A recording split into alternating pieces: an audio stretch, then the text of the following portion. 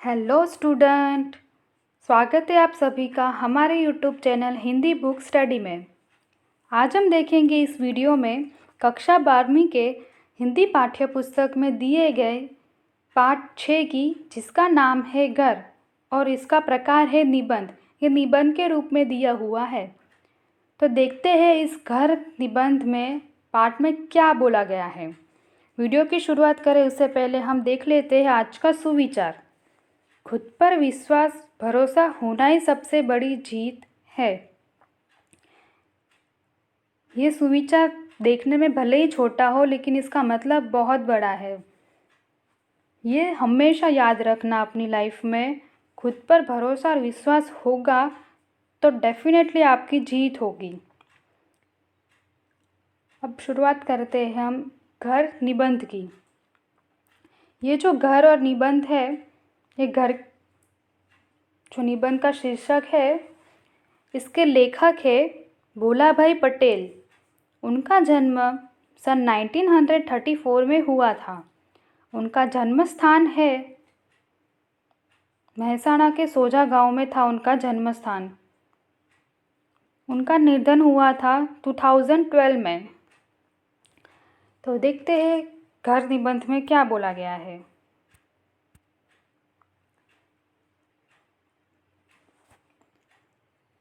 शहर में स्थायी होने के कारण लेखक को लगभग बंद रहने वाले अपने छोटे से गांव के पुश्तैनी और जर्जरित घर को बुढ़ी माँ की अनुमति से बेच देने का विचार आया। पुश्तैनी यानी कि इसका मतलब होता है कई पीढ़ियों से चला आया। फिर आगे बोला है, घर के सभी सदस्यों ने स्वयं मंजूरी करके घर बनाया था। पिताजी इसके लिए अपनी बैलगाड़ी में ईंटें लाए थे। चिनाई के लिए गारा बनाने के लिए गांव के आंबा तालाब की चिकनी मिट्टी स्वयं खोद कर लाए थे। मेरी माँ ने 70 तक गारे के तसले चढ़ाए थे। इसी घर में ही हम सब भाई बंधुओं का जन्म हुआ था। इसी कमरे में हमारे दाम्पत्य जीवन का आरंभ हुआ। इसी कमरे में हमारी संतानों का जन्म भी हुआ। जीवन में शुभ अशुभ प्रसंग आए। इसी घर से कंधे पर थैली लटकाकर पाठशाला में पढ़ाने गए थे। इसी घर के आंगन में हमारी बहनों और भाइयों के विवाह मंडप बंधे थे। यही बिरादरी वालों के साथ झगड़े और स्नेह मिलन भी हुए थे। यही पड़ोसियों के साथ बोलाचाली और झांडू में अलावा के साथ के पास बैठकर मधु प्रेम कथाएं भी हुई थी। झांडों का मतलब यहाँ पे होता है सर्दी। इसी आंगन में हमारे परिवार के सदस्य भैंस, पड़िया, बैल, बछड़े बांधे जाते थे।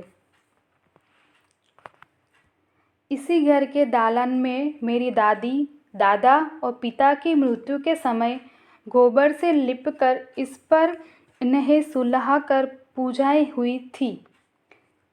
मकान पैसे से खरीदा या बनाया जा सकता है, पैसे लेकर बेचा जा सकता है, परंतु घर तो एक भावना है। वह घर सिर्फ पैसों से खरीदा या बनाया नहीं जा सकता। इसीलिए लगने लगा कि भले ही घर पुराना हो जाए, भले ही गिर पड़े, परंतु वह बना रहे। ऐसा भी माना जाता है कि यदि शहर में ही रहना है तो गांव में घर रखने का क्या अर्थ है। अंत में निकाल देने का निर्णय किया। घर निकालने के निर्णय के बाद हम सब भाई ने एक बार सह परिवार अपने उस घर में एक दिन एक साथ रहने के लिए सोचा। पिताजी की मृत्यु के बाद माँ उदास रहती थी। घर के सामाजिक प्रसंगों में रुचि नहीं लेती थी। यहाँ पे लेखक की बात करें, लेखक की माँ की बात कर रहे, वह भी यहाँ आकर प्रसन्न लगी, परंतु अब घर की प्रत्येक दीवार मुझे उलाहना देने लगी। यहाँ दालान में बैठकर उच्च शिक्षा के ग्रंथ पढ़ता था, वहाँ जाकर खाट बिछाकर बैठा। खाली नाट थी, खुट थे।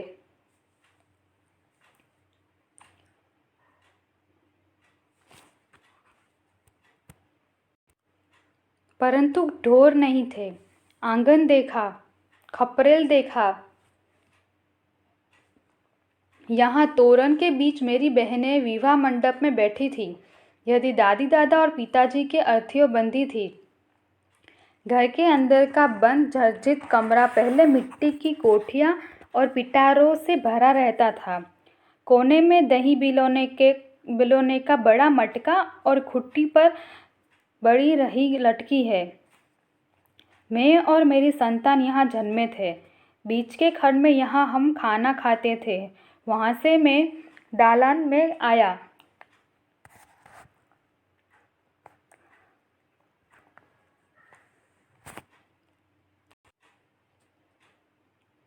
बूढ़ी माँ अकेली बैठकर रो रही है।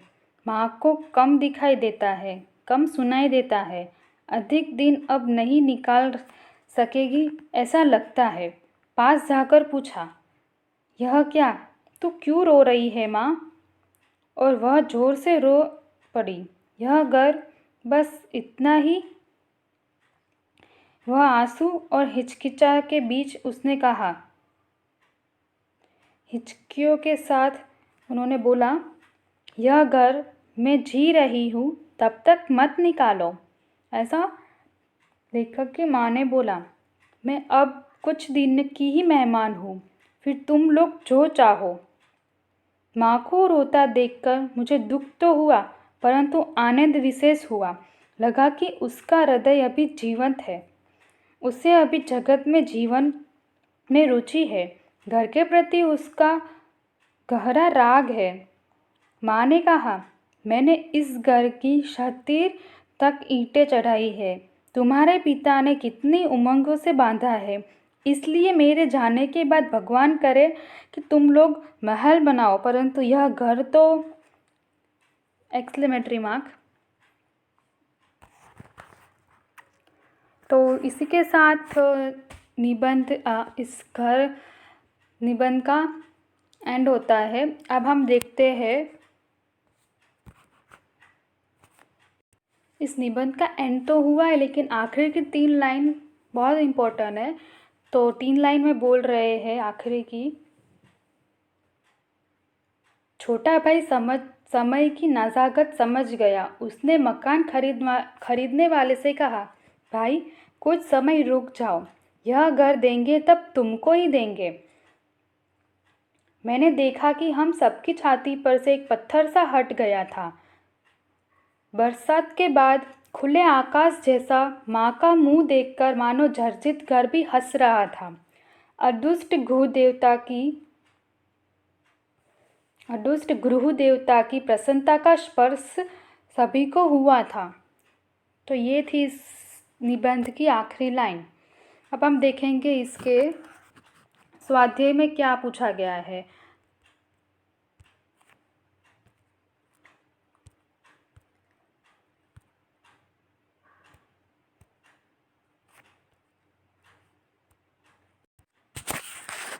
तो स्वाध्याय में आपको पहला प्रश्न पूछा गया है कि विकल्प में सही चुनकर लिखिए।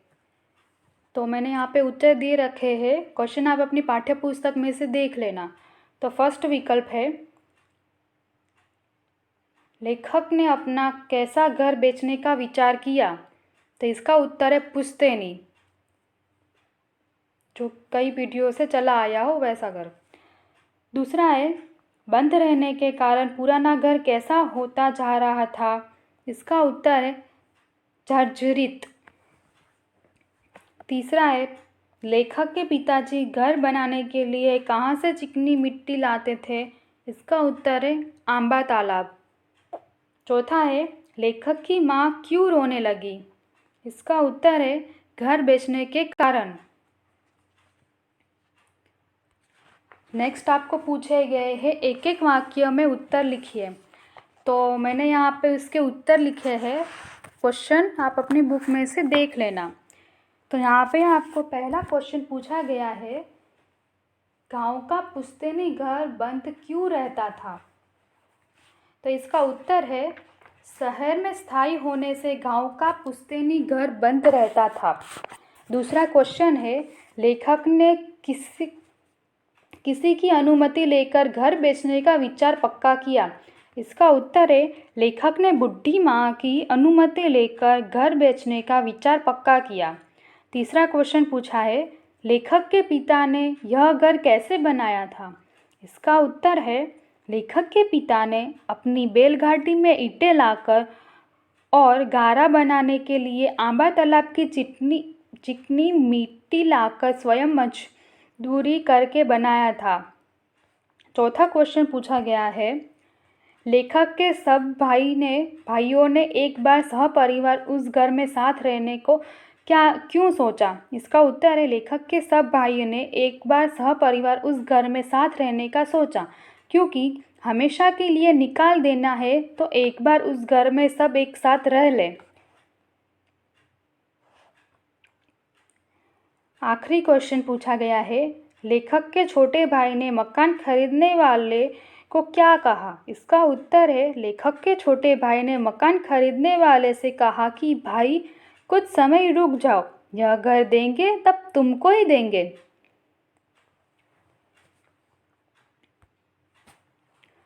फिर इसका छठा क्वेश्चन आपको पूछा गया है कि निम्नलिखित विद्वानों की पूर्ति के लिए दिए गए विकल्प में से उचित विकल्प चुनकर वाक्य पूर्ण कीजिए। तो यहाँ पे पहला है और मैंने यहाँ पे सिर्फ उत्तर ही दिया है इस वीडियो में। टेक्स्ट बुक में आपको फर्स्ट क्वेश्चन पूछा गया है घर को रखने का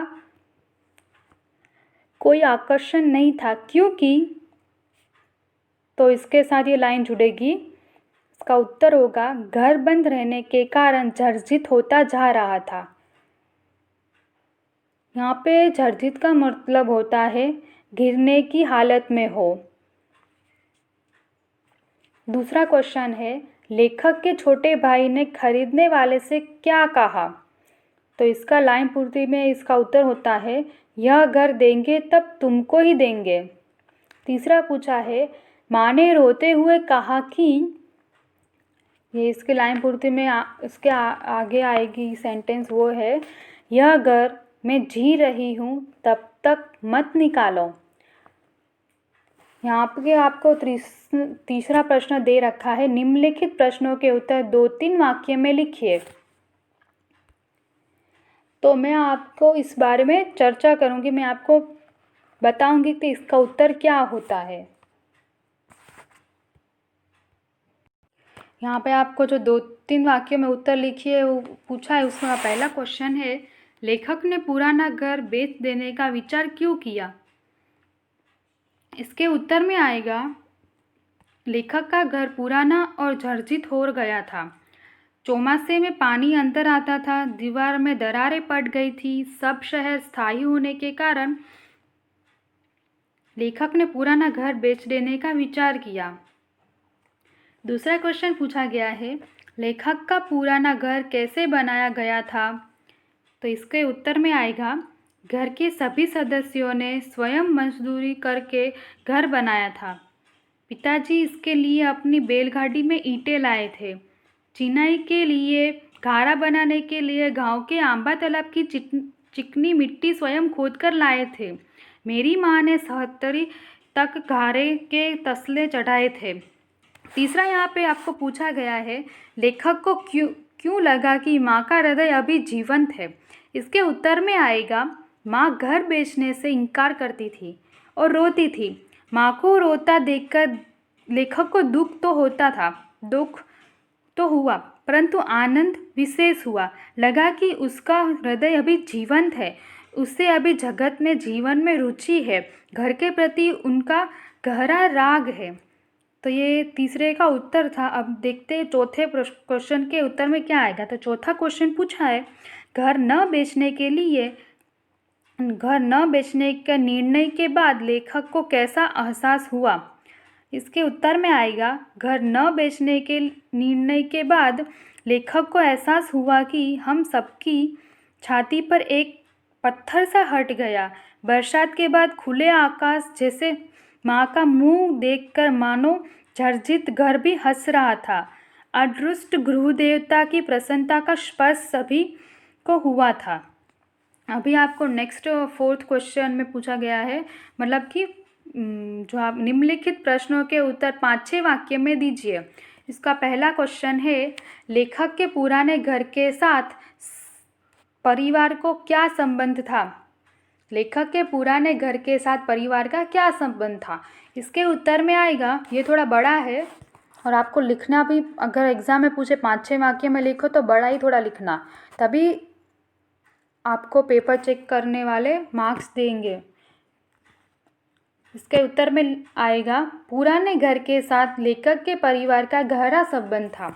लेखक कहते हैं कि इसी घर में ही हम सब भाई बंधुओं का जन्म हुआ था और दाम्पत्य जीवन का आरंभ हुआ। इसी कमरे में हमारी संतानों का जन्म भी हुआ। शुभ अशुभ प्रसंग भी आए। इसी घर से कंधे पर थैला लटकाकर पाठशाला में पढ़ने गए थे। इसी घर के आंगन में हमारी बहनों और भाइयों के विवाह मंडप बनते थे। यही पड़ोसियों के साथ बोलाचाली और झाड़ू में अलावा के पास बैठकर मधुर प्रेम कथाएं हुई थी। इसी आंगन में हमारे परिवार के सदस्य भैंस, पंडिया, बैल, बछड़े बांधे जाते थे। इसी घर के दालन में मेरी दादी, दादा और पिता की मृत्यु के समय गोबर से लिपकर इस पर उन्हें सुलाकर पुजाए हुए थे। तो इसका उत्तर ये है। दूसरा पूछा है, घर की प्रत्येक दीवार मुझे उलाहना देने लगी। सेकंड क्वेश्चन में आपको पूछा गया है, घर बेचने से माँ को क्यों दुख हो रहा था? ये उसका सेकंड क्वेश्चन है। पहले मैंने वो गलत बोल दिया था। तो सही क्वेश्चन है, घर बेचने से माँ को क्यों दुख हो रहा था? तो इसके उत्तर में आएगा, घर बेचने से माँ को दुख हो रहा था क्योंकि वह घर बेचना नहीं चाहती थी। माँ ने कहा, यह घर मैं जी रही हूँ तब तक मत निकालो, मैं अब कुछ ही दिनों की मेहमान हूँ, फिर तुम लोग जो चाहो। ऐसा बोल के वो रुक गए। फिर आगे इस क्वेश्चन में आता है, इस क्वेश्चन के आंसर में लिखना आप लोग, मैंने इस घर की सहतीर तक ईंटें चढ़ाई है। तुम्हारे पिता ने कितनी उमंगों से बांधा है, इसलिए मेरे जाने के बाद भगवान करे कि तुम लोग महल बनाओ, परंतु यह घर तो मैं जब तक जीवित हूँ तब तक मत बेचो। तो ये था उसका उत्तर था। और यहाँ पे ये जो सहतीर जो वर्ड दिया हुआ है, इसका मतलब होता है ऊंचाई तक। ठीक है, अगर आप इस क्वेश्चन में कोई भी वर्ड समझ में नहीं आया हो या फिर कोई भी डाउट हो क्वेश्चन को लेकर, तो आप हमें कमेंट करके पूछ सकते हैं। तो ये अभी हम लोग इस वीडियो का अंत करते हैं। Thank you for watching my video.